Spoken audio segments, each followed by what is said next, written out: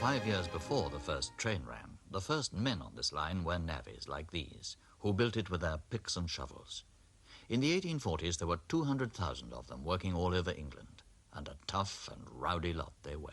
In 1841, me corduroy breeches I put on. Me corduroy breeches I put on to work upon the railway, the railway. I'm weary of the railway. Poor Paddy works on the railway. In 1842, from Hartlepool, I moved to Crewe and found myself a job to do, working on the railway. I was wearing corduroy breeches, digging ditches, dodging hitches, pulling switches. I was working on the railway. Tunnel building was the hardest task. An artist of the time saw it like this. The most notorious tunnel of all was on the Sheffield-Manchester line at Woodhead, where 1,500 men hacked and blasted 3 miles 20 yards through millstone grit, shale, slate and clay. When he saw the plans, George Stephenson said he would eat the first train through the tunnel.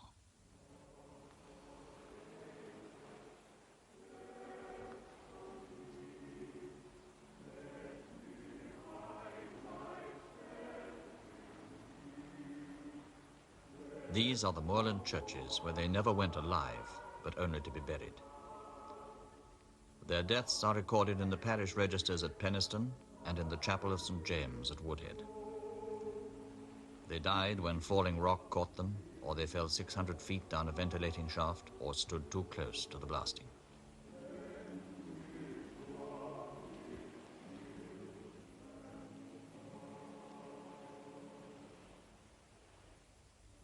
John Young, killed on the railway, aged 59.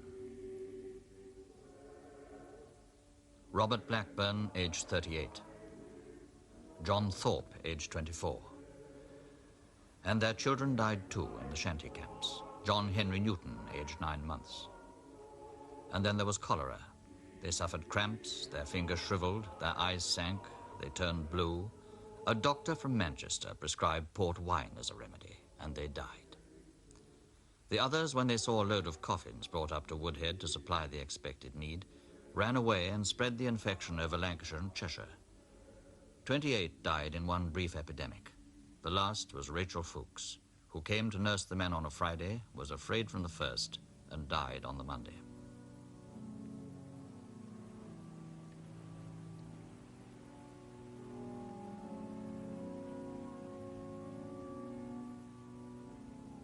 The navvy's greatest memorial is the tunnel they built, which was, at the time, the longest in the world.